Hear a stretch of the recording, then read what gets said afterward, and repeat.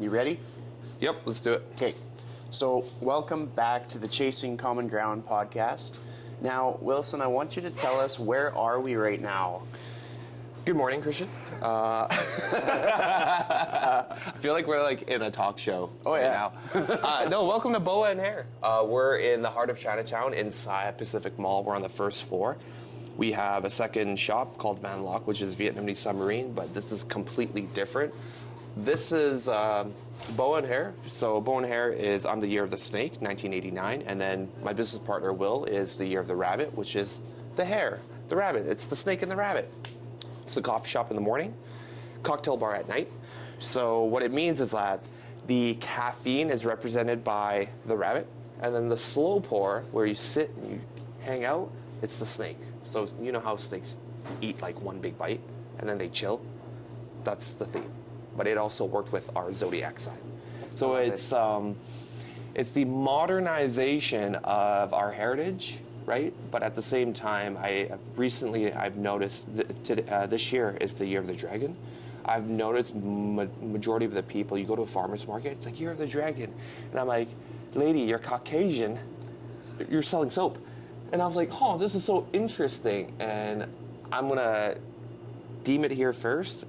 We're in the next 2 to 5 years, we're kind of in this monetized heritage part of North America, in my personal opinion. It's like, you're gonna see more year of the snake, year of the dragon, year of the rooster, stuff like that. And I'm like, this is so interesting. Like, a lot of people are buying into that Asian culture. So it's our time.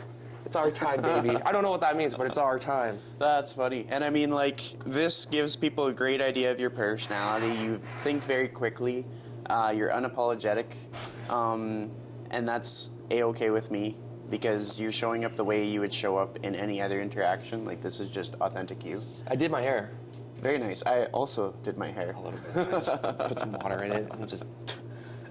So, to help our audience, because like I think probably more of my audience is American than Canadian, and so some of them will have maybe not met you yet. There's a chance they may have. Dude, that's awesome. But how would you kind of introduce yourself to a bunch of strangers? Born and raised here in the city of Edmonton. I worked up in a small town called Grand Prairie. So I got my John Deere's #1, and I've got my combining my grains, and yeah, I worked up there for quite some time. So I got a little rednecky, which is a beautiful thing. Like, I've got my billets that are up there, so they house me. Amazing people. Other than that, yeah. Born and raised here in the city. Grew up with, I would say, Eastern values at home, but grew up with Western culture. So I learned how to play rugby and I learned how to play football. But at home, you're like, okay, you gotta, the best way I can explain it is, yeah, you want to become a doctor, a lawyer, a pharmacist, accountant, like these occupations that immigrant parents want you to be, because living that life, and let me define that. Immigrant mom and dad came from Vietnam, came to Canada, and then the universal love language for everybody on the planet is food. So of course, when you're Asian and you go to a new country, you start a restaurant. So dad had the restaurant, I worked at the restaurant, and just kind of serving people. I'm very grateful that I still have language retention when it comes to Cantonese, but I can't read, I can't write, so that's unfortunate. So yeah, grew up, honestly, like from my personal experience, I didn't really feel racism. I didn't experience that ever. I did grow up in a school that was mostly all white, but I learned how to play red ass, which is where you throw the ball and you have to touch the wall. I learned how to skateboard, still love skateboarding to this day, and there's like a lot of great skateboarders at the time, like Daewon Song and Rodney Mullen and like Jerry Hughes. Like those guys were like the inspiration to be like, oh yeah, you could be Chinese or you could be Asian and you can still do really cool things, and it doesn't matter what you look like. And skateboarding taught me a lot, because it's absolute. Either you land the kickflip or you don't land the kickflip. And then how I deem it in 2025 or 2024, it's like in business, it's either you do it or you don't. You can't think about doing business, and you can't think about raising capital. You can't think about executing. You either do it or you don't. So learning how to skateboard, believe it or not, I attribute a lot of my business successes to that. Wow. I'm an art student. Yeah, well, it's crazy to just like hear your point of view and your perspective, and you start talking about your time in Calgary. Grand Prairie. Okay. But I also lived in Calgary. Context, I lived in Calgary as well. Well, Alberta, baby. I'll help the audience kind of like follow along with where I'm coming from. Like you mentioned Grand Prairie, yeah. But then at one point before we hit record, you also mentioned Calgary. Lived in Calgary. My area of expertise now is in direct sales. Mm-hmm. So I sell an amazing product called Cutco. Been doing it since I was 18. Like, I drank the Kool-Aid. I love it. I still do it to this day, right? Over $1 million in sales and personal sales, which is great. Ran a couple branch offices. So let me define what a branch office is. Lived in Edmonton, branched up into Grand Prairie during when I was 18, turning 19. Started my own business with Cutco there. Led a very successful team, was number 3 in the country. Came back, they shipped me out to Winnipeg, did the same thing. I didn't find success in Winnipeg. Bigger city, bigger expenses, different mindset compared to like the small town work hard mindset. But I also found lots of success while I was in Winnipeg. Came back, graduated from university, didn't know what to do, so graduated with my psych major in Bachelor of Arts. I did my own pay-to-play program where, okay, I didn't really know much about investing, so I actually applied to get a job at a major bank, learned investing, did that for a year, and then I went into insurance, vehicle insurance, because what ends up happening is if you ever get into a fender bender, your mom will be like, are you okay? And dad's like, how's the car? Right? Yeah. So I was like, you know what? If I can get paid to learn how to not get into an accident and or how to explain what happened in a car accident, I think that would be a really good skill to have. So I never really cared about my title. I don't care about, oh, you're a doctor or a pharmacist account. I just want to be Wilson for a living. I just want to be myself for a living. That's it. With the skill set of, cool, I could be an auto adjuster. Cool, I could learn how to learn about investments and stocks, or I could be the knife sales guy. Like, I don't care. Like, I just want to do cool shit with cool people and just learn new things. So eventually I quit that and moved to Calgary because my friend who was the division manager at the time, he's like, dude, quit your shitty job and move to Calgary. I was like, okay, well, why not? Let's do it. And he showed me a guy named Gary Vaynerchuk, Gary V. And Gary V actually had this one video, his college video, which changed my life. Like, no joke, changed my life. He's like, now is the time to live in a 400 square foot house with 8 dudes and just hustle. And I was like, yes, sir. And then that was it. Did my tenure in Calgary, moved back to Edmonton, and I just kept flipping blades, selling knives, and eventually my business partner and I, his name is Will, we met in our second year of university. We've always been trying to do something. He was selling BB pellets from Taiwan. He was an import-export. Then he sold battery packs, and I was selling Cutco, and then we tried to sell Pokemon Go t-shirts. That flopped.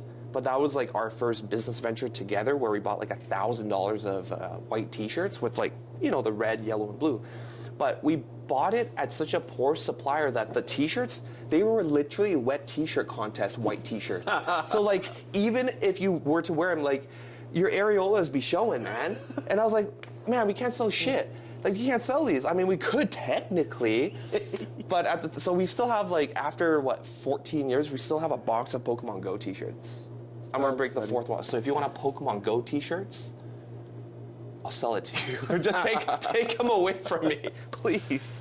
So yeah, that's kind of like the business background mixed in with like just self-belief and just learning skills instead of trying to make money. Yeah. Well, digging into that Calgary moment that you painted a picture for me and I was, holy crap, like you heard the life advice, but you're kind of in that moment. You said you're like staying on your friend's couch or something. It was like a sofa bed. Okay. Yeah. So how many people were living in that space? Was it just you and your friend? Luckily, it was just me and my buddy Jordan. Like, that was it. But yeah. He didn't have an extra bedroom. Yeah. So, but it was just the living room couch. I was like, I'm gonna crash here. And because it's a sofa couch, it was like, to make my bed, I just cranked the sofa back to this position. I'm like, done.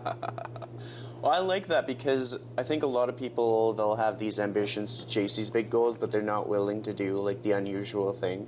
Like for myself, I've picked up side jobs as I pursued like a passion job. Like I've worked at bars at the same time as being a trainer. I've worked for Lululemon at the same time as being a trainer. And it's just like that's what I had to do, or maybe I was just more frugal with the things that I chose to do because I was chasing something bigger. I was trying to reinvest in myself.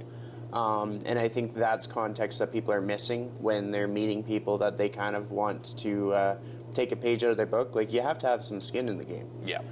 My next question for you is, like, what kind of drives your passion to connect with people and to do so many different projects? Like, what is the driving force?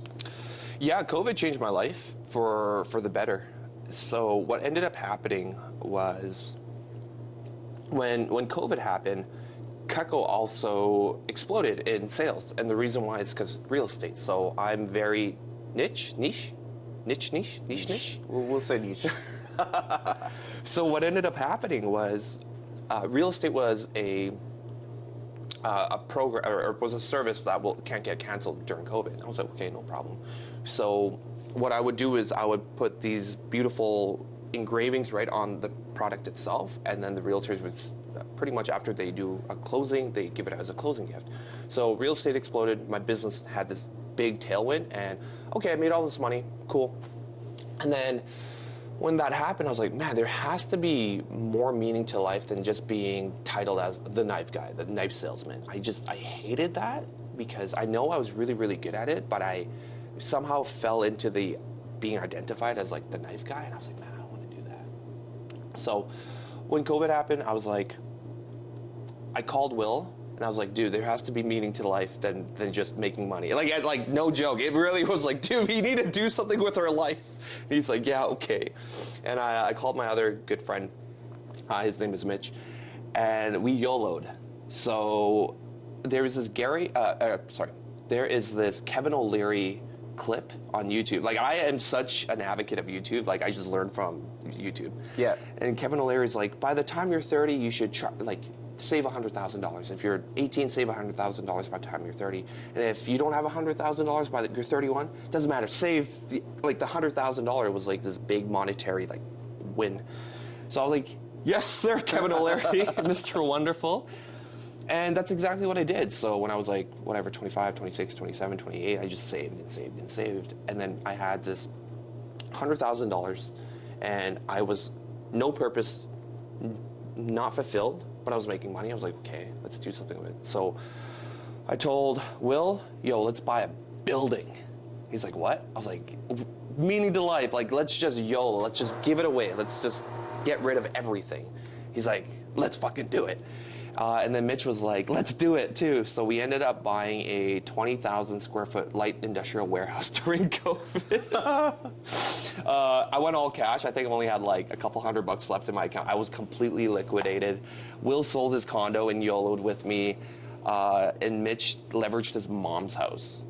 Oh yeah, like when we met, like we YOLO'd, it was like, this is it, boys. Like, you sent it. Like, and I don't recommend it for everyone to leverage your mom's house. But there was just something that was missing in my life, and maybe it was both the fear of knowing that I can't become more, or like I'm lost for words, because that feeling I got when you see money in your account and you're so purposeless and unfulfilled, it doesn't matter if there's extra commas and zeros at the end of the bank account. Like, you're just like, holy shit, I need to do something. So we sent it. Like, that's the only way I could figure it out, was to send it. And yeah, we purchased this building December 21st, 2021.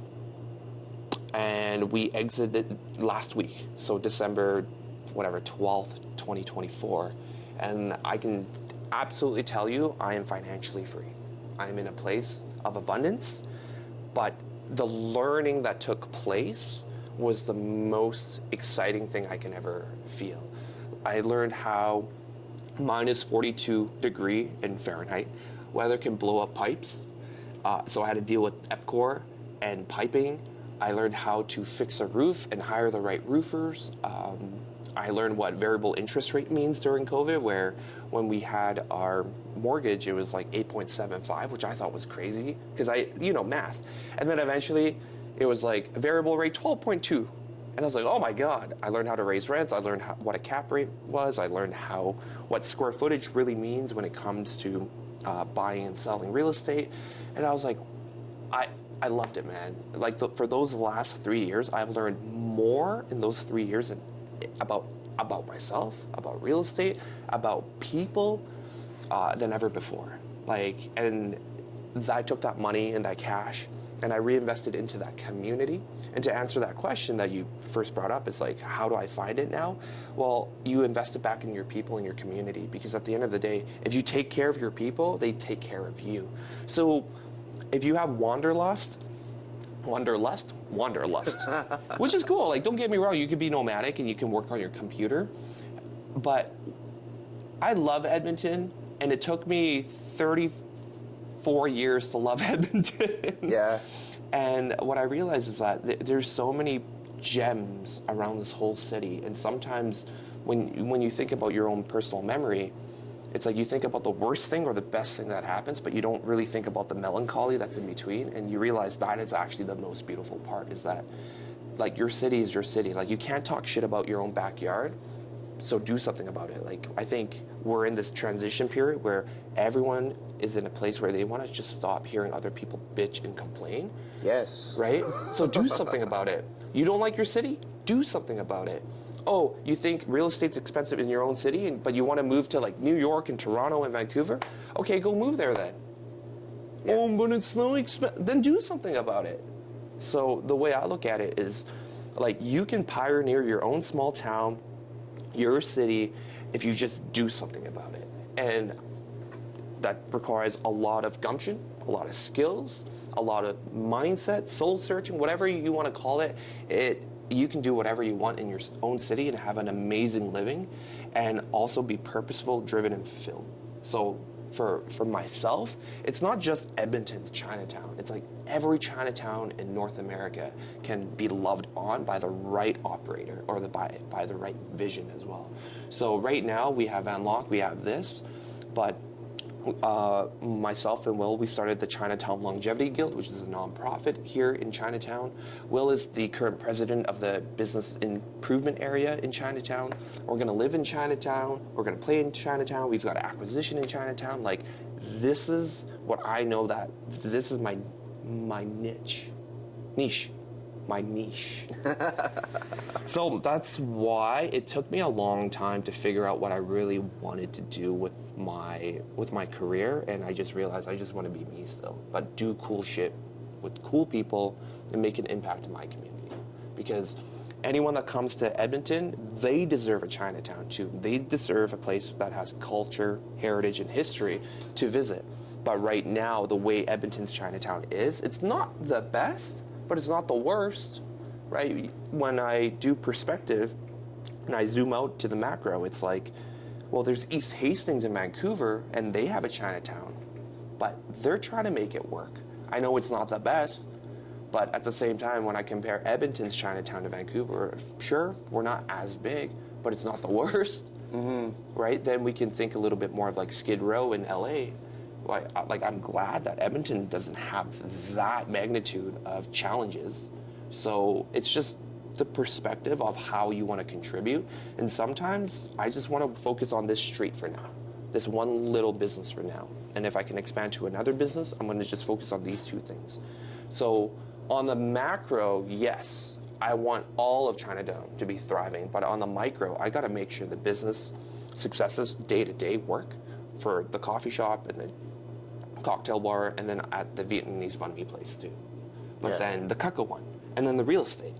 But then you kind of like Play-Doh everything together, and you can still make something out of it. So yeah, that's my very long 2 cents. I love that.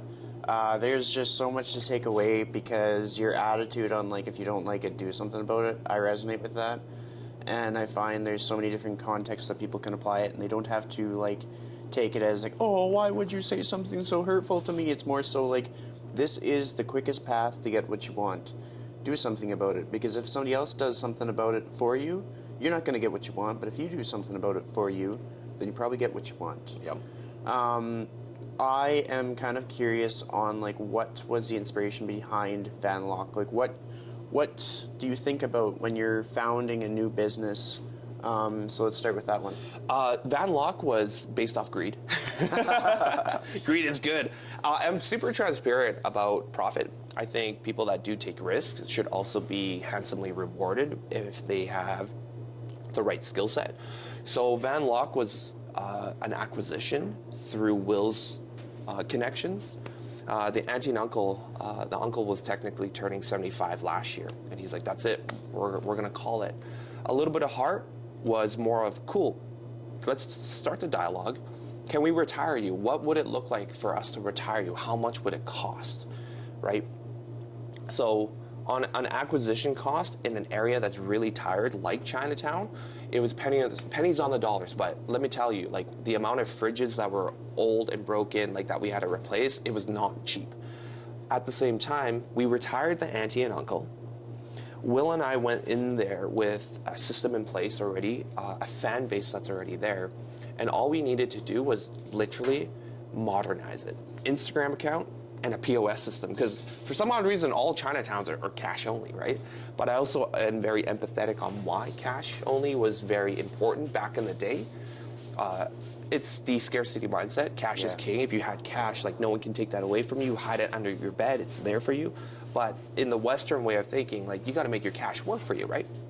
So now we kind of have a hybrid model where we know how to make the cash work for us through real estate and investing, but at the same time, we have to modernize how we receive money now. So that was an acquisition, and within 1 year, we were able to really increase our revenue by 40% because it was a handshake agreement. They said that they cranked out money and were like, show me your numbers. It's a cash business, right? Yeah. They're like, just trust us. And we're like, you know what? We trust you. And based off the numbers that they said, we broke even in year 2. So this year we're like clean, which is really, really cool. So because of that, and the area that we're in, the opportunity was in Chinatown here in Edmonton. There is a Chinatown is open for business grant, and it was for $40,000. So with that grant, we applied, we received it, and now we open this place. Yeah. So the way I look at it, to be a community leader, you also have to put money where your mouth is. Like, this isn't cheap. Yeah. Right? At the same time, whether you call them armchair quarterbacks, and there are people with their opinions about a part of the city that they don't live here, they never did an acquisition here, they don't even own a business here, but they like to chirp and say, this is what I think. It's like, cool, I love your opinion, don't care. I'm here every day. I see the unhoused, I see community members that are in a challenging space. They're not like, they are people too. Yeah. And you just got to treat them with dignity. Now at the same time, there's a time and a place where if you need to use the washroom, let's not do it in front of my shop during business hours in the corner. Yeah. That's all I'm saying. Yeah. Right? Not here, not now. Like that is my boundary with community members, and majority of them are very respectful. So, you know, you got to work with what you got, and realistically, like we help them, we feed them, and at the same time, we want to make sure they're taken care of, but not here, not now, during business hours to do the drugs that they need to do, or use the restroom when they need to do, just not in front of my shop, in front of the window. And that's all I want. So, is it low standards? I would say it's a standard that I'm comfortable with now. And people will change, people evolve. My thoughts and opinions will evolve next year too. Maybe a little bit more, a little bit more, a little bit less. Give and take. Yeah. Yeah. For me, it just feels like clear communication. Like sometimes people just forget to communicate these little nuances. Like, yes, I feel compassion towards you, but this thing limits my ability to be compassionate to you. Like if they scare off your clientele, Yep. there's only so much you can do for them. You definitely get desensitized. I caught myself being really desensitized. Like, I've seen some things here in Chinatown, and there's this one time where I was just walking a friend back to the shop, and there's a gentleman on the floor, and as I was talking to my friend, I stepped over him, and I just kept walking. Like, you see it so much that you forget, and I was like, oh my gosh, 1 second. Hey man, are you okay? Yeah. And but it sneaks up on you, like the desensitization of like compassion. Like you don't realize when you lose it. You just randomly lose it one day, and you're like, oh my gosh. So you have to catch yourself when you're in an area like that. So I'm very grateful that I am here. Like that's my perspective and my mindset shift is like I'm very grateful that I do get to see and meet people that have different lifestyles. I'm just being very, very nice about it. But you can't lose that. You can't just be like, they are demons, like you gotta cull them. Like you just can't do that. It doesn't work like that. Yeah. But at the same time, you can still be thoughtful, have boundaries, and be kind and compassionate. But you have to catch yourself. You gotta exercise that muscle. Yeah. It's crazy to think about because it leaves people a lot that they can reflect on. Like for myself, I think about all kinds of times when I'll be at an event and I'll catch myself kind of like, that person's like that person's like that person's like that. I'm like, I don't even know these people. I haven't had a 1 hour conversation with each one of these people. Yeah. Like there's some rooms that I step into where I literally have, and that's kind of funny. But in the cases that I'm reflecting on, it's just like, it'll be a room full of strangers. Yeah. And I'll think that I know who everybody is. And what I'm trying to teach myself to do is to do that less often. Because then you just get so much out of life from having an open mind with new interactions, having an open mind of like learning like where people are coming from with their different opinions and stuff, or with their different beliefs or anything like that. Everything from political to religious to everything. Just because then you have a better chance to connect, collaborate, all that stuff, get more enrichment out of it. Something that I wanted to chat about was you recently went to the Dominican. What was that? Tell us about that. Oh man, definitely was spoiled in the Dominican. Yeah. I do not have sea legs. I puked. I saw the footage. I was like, that would have been me too if I had joined. It was, again, mindset, perspective change. I'm very grateful I had a chance to feed the fishes in the Gulf of Mexico on a yacht. So, that was like my own play your own adventure. Make your own adventure. I was just upchucking for like, no joke, for like 6 hours. It was like I'd go jump in the water, say hi to everyone, and then I'd be like, be right back, and I'll like swim over to like the edge, and I'd be like, bleh.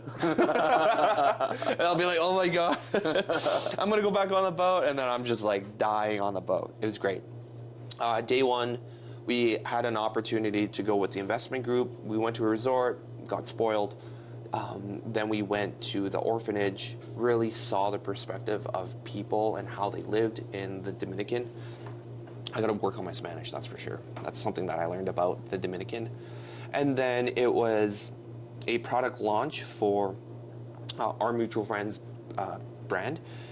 Then it was really, again, networking and building long-lasting relationships with the people that did go. Believe it or not, like maybe 15 minutes of it was the investment, where you see the condos being built. So you're like, cool, there's a lot of rectangles in concrete frames. Nice. Yeah. And then the rest of the 7 days was just like being able to have these dialogues and conversation privately in the hot tub or on the boat or just during dinner, and just like really build a connection of what's your skill, what's my skill, what can I help, what can you help? And it was just an open dialogue on what people actually wanted in their life. So what else happened? Yeah, the cigar brand got launched, the olive oil brand got launched, the rum brand got launched. Like it was so surreal to see it happen with these amazing people, and at the same time you're like, oh wow, this is a video game. Like this is insane. Like you just got teleported into this place in Casa de Campo.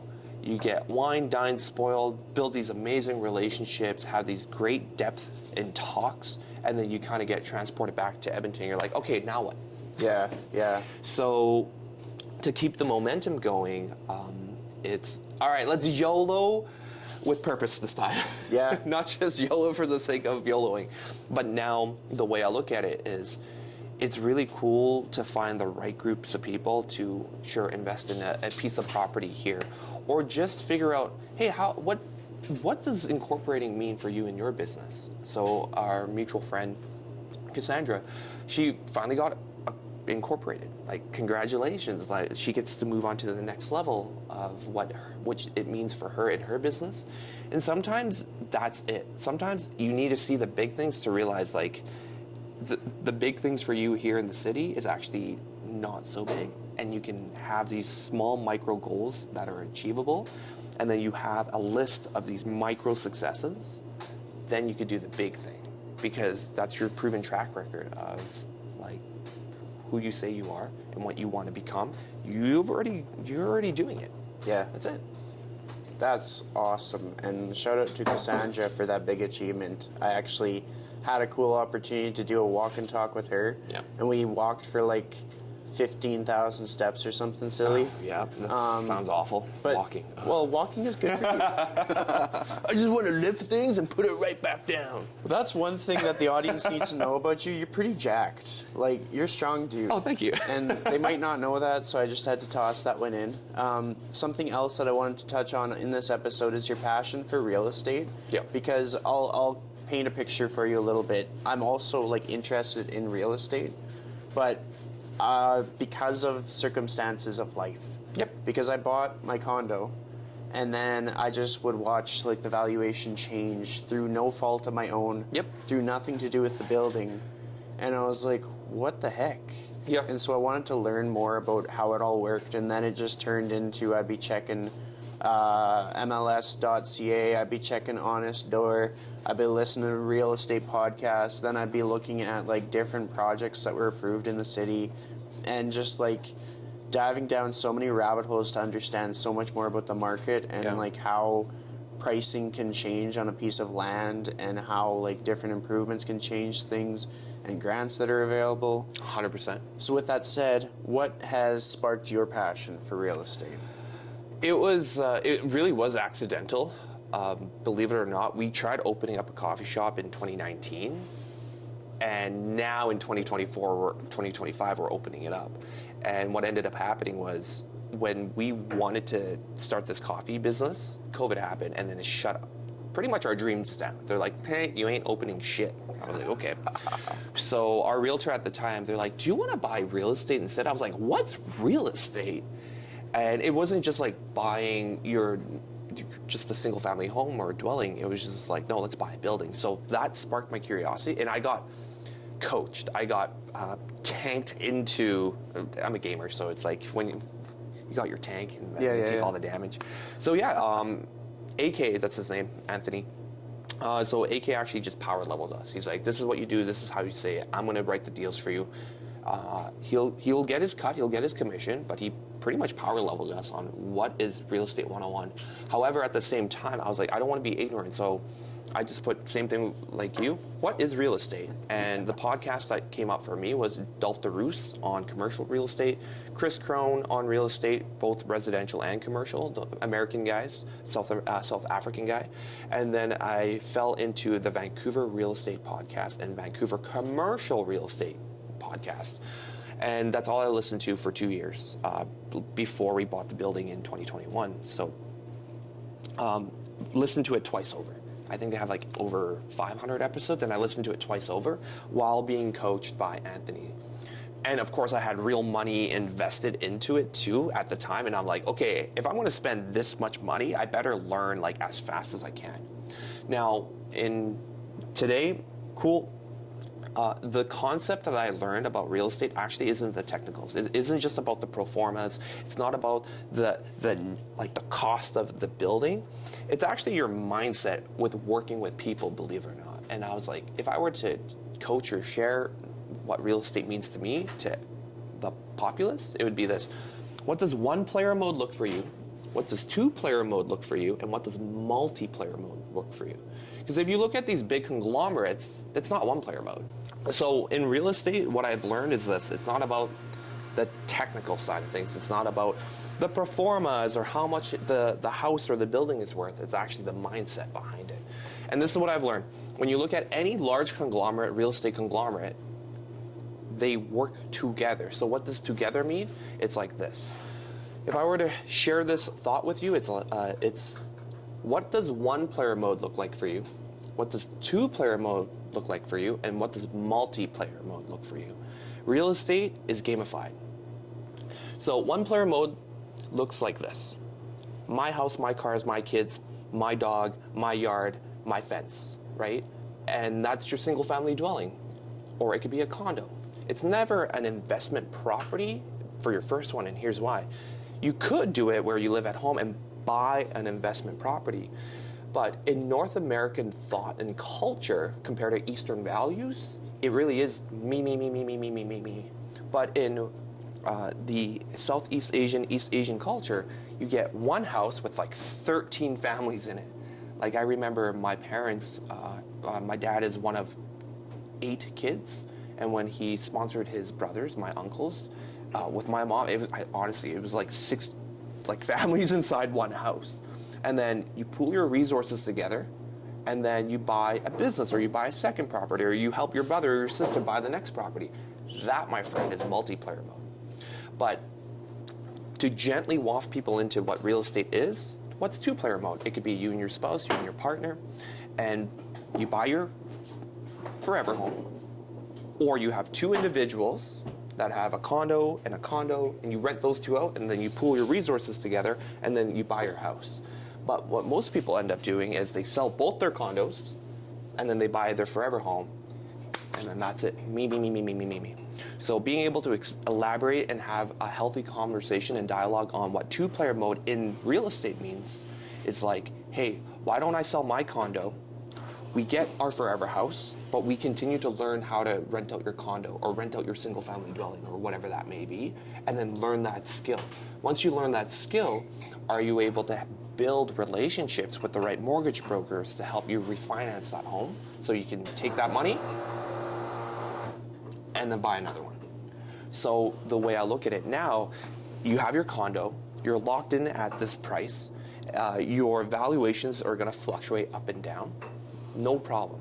What can you do with that? Can you actually refinance it right now and do a HELOC? Can you get a home equity line of credit on your condo so you can figure out what 2-player mode means to you? Or are you able to pool your resources in multiplayer mode? Well, multiplayer mode means, do you have the right operator? Do you have someone with deep pockets? Do you have the current skill as well to be the general contractor? So now it's not just recruiting people or having your friends be a part of your real estate journey. It's actually hand-picking and cherry-picking the right skill set for you and for them. So for me, I'm the sales guy, right? I'm the person that I'm more than happy to slam out 1,000 phone calls in a day to make sure I meet with the right broker, with the right realtor. But a lot of my other friends, they hate the phone. Perfect, but they're really good with their hands. They can do demo. They can actually, they have a truck and they have a lift, or they work with heavy duty equipment. I'm like, yes, you're my demo guy. So I'm gonna pony up the money, and I'll pony up this skill, and you pony up some money and you pony up your skill. Now we can start playing the game. So sometimes you need someone to look at real estate. So do you have a realtor that you're really good friends with, that not only do you trust financially with, but do they trust you to not waste their time? Because they have to eat as well. Yes. So how are you going to do your splits? Are you just going to make sure they eat by giving them commission? Are you going to be like, hey, you need to get your disclosures so you could invest in this property too? So the realtor is going to go ahead and do all the math for you. Your general contractor will price out the construction cost, and your job is to make sure you can raise capital. Or you're the general contractor and you find the person that helps you raise capital. And then you can divvy it up equally. You can do splits. You can do 50% here, 30% here, 10% here, 10% here. It's unlimited. You can have 8 people in your conglomerate. You could just have 2 people in your conglomerate. You could technically do it by yourself, but what's the point of being rich by yourself when all your friends are poor around you? Like, it doesn't make sense. Yeah. That's actually how resentment and entitlement of your money comes to light. So And again, this is all mindset before even the technical aspect of real estate. Once you kind of get your soul figured out, you got to soul search for other people with the right mindset. Yeah. So it's so different on what investing in real estate is, because at the end of the day, it's just some commas and zeros. That's it. You want to buy that property, 5% down for your first-time home buyers. Like, buy a $200,000 piece of property in a junky area. It's not bad. It's $10K. Right? Or, yeah, it's $10K. So, okay, can you afford $10K? Would you like to do it by yourself? No? You want to divvy up the risk? Can you find 2 people now? 5K, 5K. Who's going to be on title? Are you going to share title? Who's going to be on your team? So that's kind of where now, when I went through this process of buying this building, it was literally me, Will, and Mitch. And when the pipe burst, when the roof, it didn't collapse, so it had to get replaced, I was like, oh my God, I don't ever want to do this by myself anymore. I will give up as much equity as I can to have the great people around me.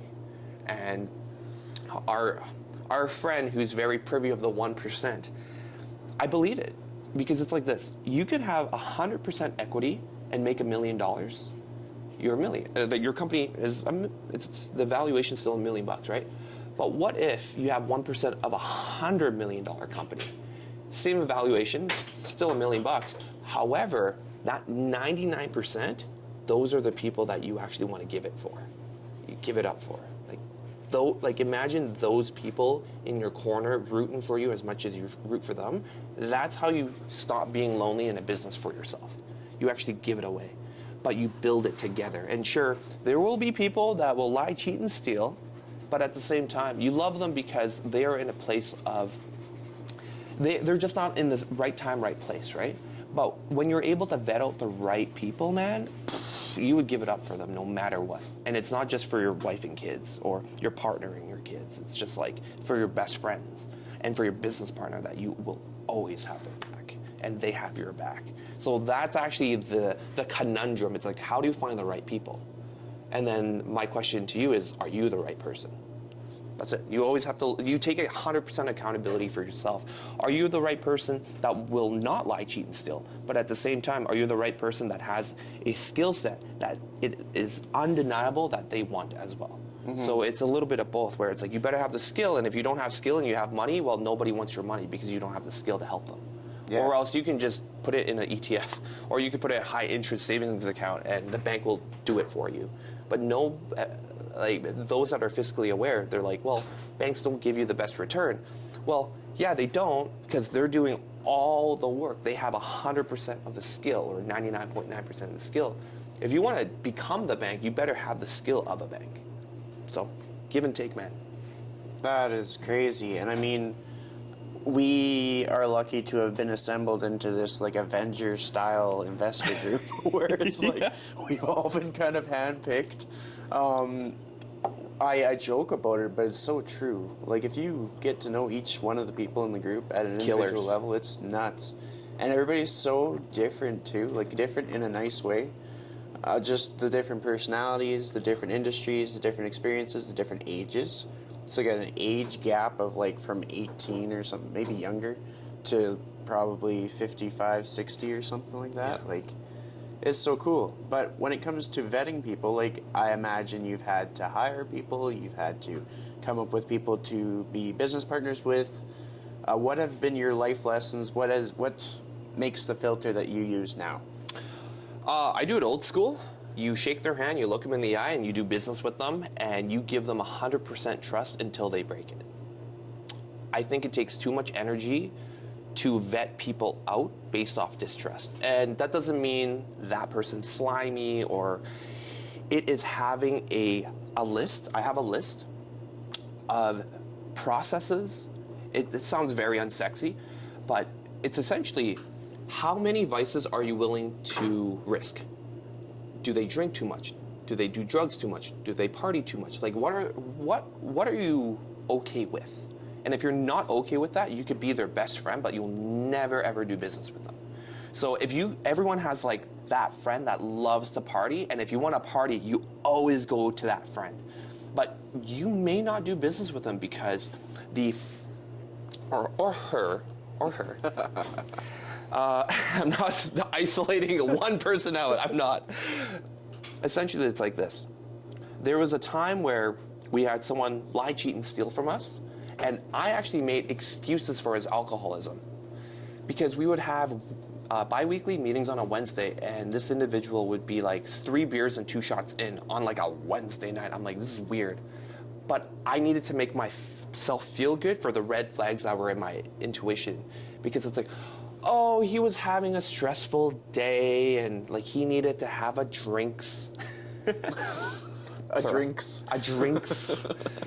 And what ended up happening was I should have trusted my gut, but my logic was like, oh, no, he's a great person. He's a great person.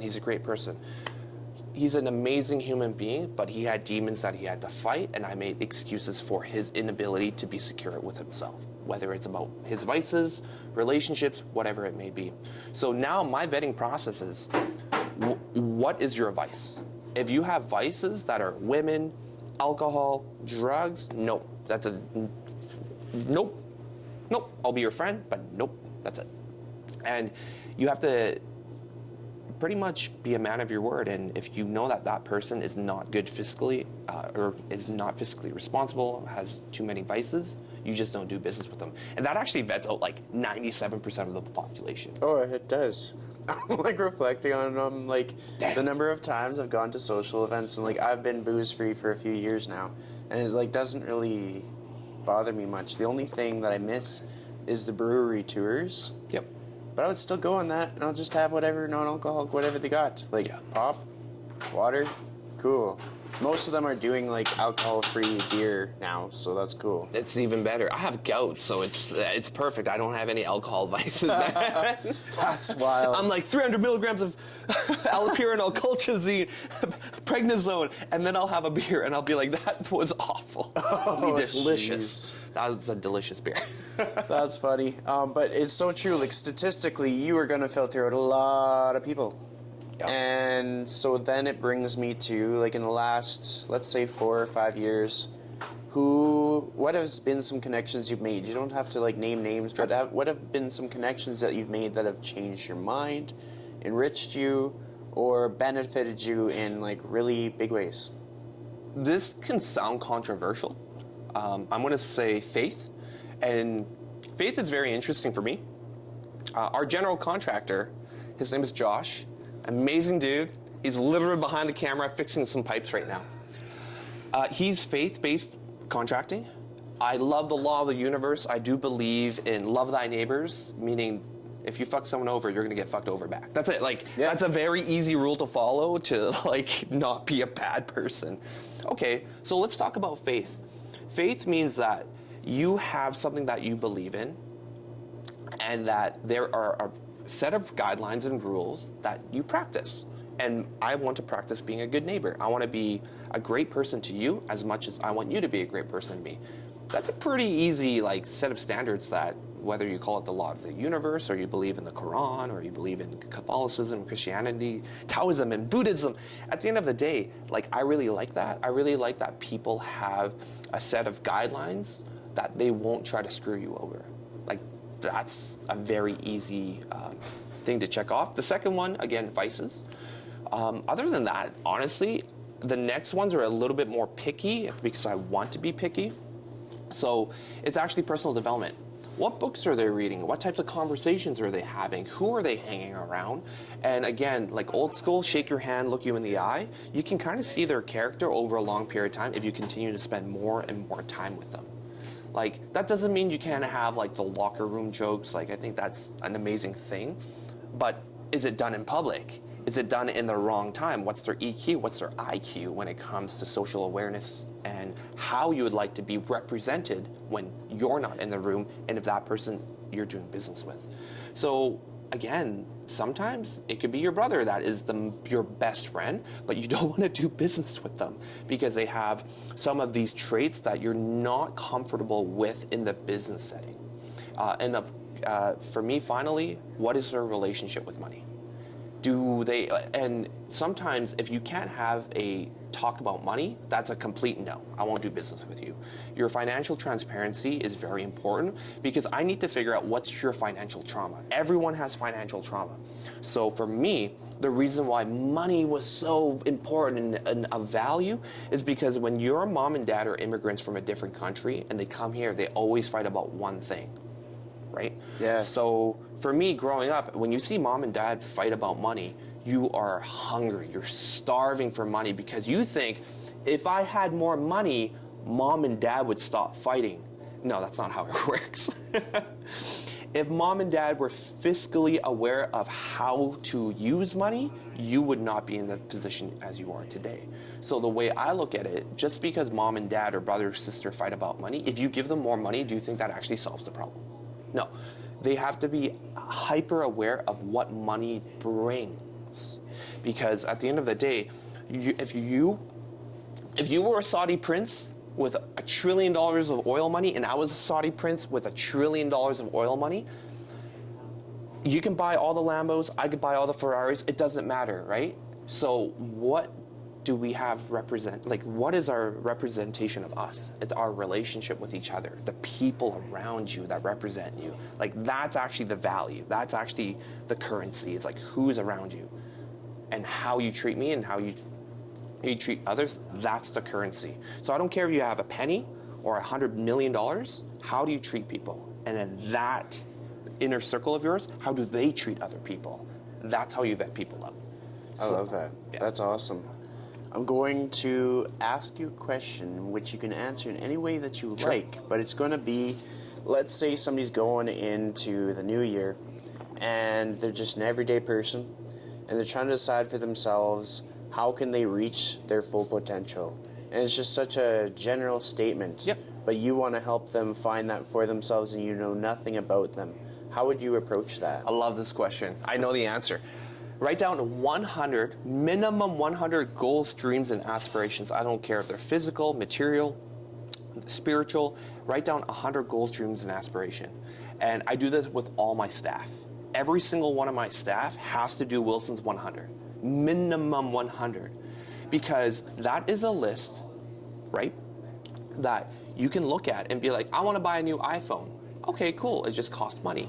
Well, I want to learn how to play guitar. Well, that just costs time. When you actually break it down to the ridiculous, the things that you want to achieve only cost two things, time or money or both. That's it. And then what's really cool is when you have this list of 100, you can check off these 1, 2, 3, 4, and you realize, oh my gosh, I did like 23 of my goals and dreams this year. Well, what I would say is, well, you're under 100. Pony back up. You need to add another 25. And then guess what? You start opening your minds to more opportunity because you have to continue to use your mind and stretch on what is a crazy goal. So my personal list is over 380 right now. And it's as crazy as, okay, I would like to go on Joe Rogan's podcast one day. Well, there's a percentage chance that is your heads are in the cloud, right? But that's okay, because here's why.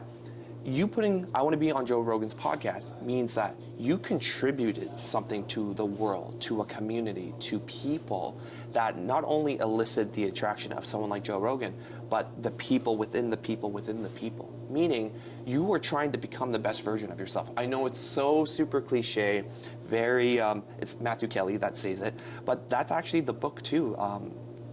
The Dream Manager by Matthew Kelly. That book changed my life. It was like, TLDR is write down 100 goals and dreams and aspirations and your subconscious will seek it out. So whether you want to open a restaurant or revitalize Chinatown or buy a new iPhone, like it really is just time plus money. That's it. Or money. So write down 100 goals, dreams, aspirations, and then you're going to figure out that everyone in North America wants their house, their dog, their white picket fence. They want to retire mom and dad. Like it's very straightforward. And then the other very normal materialism is they want them to have their nice car. And then eventually you go into experiences. Everyone wants to either paraglide or skydive or bungee jump. Like I've read through over 3,000 dreams because of my staff and because of my friends doing this exercise. It's actually really common. And then when you realize everyone has a goal of skydiving, hey Christian, you want to go skydiving with me? I know it's something that you've brought up before, and then you can get like your large army of friends to go skydiving with you. And then that's actually how you build your army, the people that are your raving fans as much as you're a raving fan. So this 100 goals thing is a thing. Like I love it to death. Like it is the most amazing thing that changed my life. So if you're a normal, everyday person, you have learned limiting beliefs. You have learned how to not dream. You dream big. You have learned to not be aspirational anymore. So you have to at least crack that limiting belief by writing down 100. That's why a minimum of 100 is so important, because it's easy to do 4. It's actually easy to do 20, but it's tough to do 100. Because after the first 50, you're like, holy shit, I have 50 more of these. And then you start using your brain. It's like, okay, what can I actually do? Well, I only have this much money. It's like, no. It's not about money anymore. It's about what do you want? And that's how you start fracturing that limiting belief. That is so like tangible. Yep. Like I can go home and I can write out my 100 list. Yep. Everybody that's listening or watching can do their 100 list. Do your 100. And then it's so actionable, because like even the way you talked about how if you stumble across like 20 people that want to do skydiving or something, you get the group rate. Yep. You nailed it. Yeah, so that's where your subconscious will start seeking it out and start seeing things a little bit differently. Yeah. So I have one more question for you, and this isn't by any means because I don't want the show to be longer. It's because I want to be like able to follow up with more episodes. Dude, totally. Like, there's so much people can take away from this episode. But the final question is going to be just kind of like right out of left field, because it's not along the lines of what we talked about. But I'm always curious how other people are doing this. How do you use AI in your day-to-day, or do you at all? ChatGPT is my best friend. Yeah. I'm learning how to use Perplexity. That is something that's a little bit interesting. Ironically, I use YouTube to learn how to use AI when I can just ask AI to learn how to use AI. But the way I talk is also the way I write. I did write a book called Fun is My Favorite F Word. This is before ChatGPT, so I can definitely tell you that the way I talk is the way I write. I am going to write my second book called Fun is Still My Favorite F Word, Volume 2. And I'm going to use AI for that one. I will still type it the way that I would usually type it. Yeah. But if I can actually expedite the process of not having a copywriter and pay an editor to do it anymore, oh my gosh, I could save myself thousands of dollars of doing it. So the reason why it's called Fun is My Favorite F Word is because I really want to showcase that you can monetize fun. You can have fun and make money as well. So using AI not just only in writing a book, it actually definitely helps me with emails, going through lawyer processes as well. So for example, me and a good friend of mine, we're going to Birmingham. We're working on a project over there in the UK, and we had to go through a patent. And I just used ChatGPT, explain buy-sell agreement like I'm a 6-year-old. Yeah. And then I was like, oh my God, this is beautiful. Like this is like so easy to understand without all the legal mumbo jumbo. I don't do anything on AI when it comes to video, other than caption, auto caption. That's it. Yeah. I mean, everything that you've listed, I've had similar things. I've realized at some point I probably want to write a book on my journey and connections through the podcast. Mm-hmm. And AI can definitely help me with that, but it wouldn't take away the creative individualism. It wouldn't take away like my input.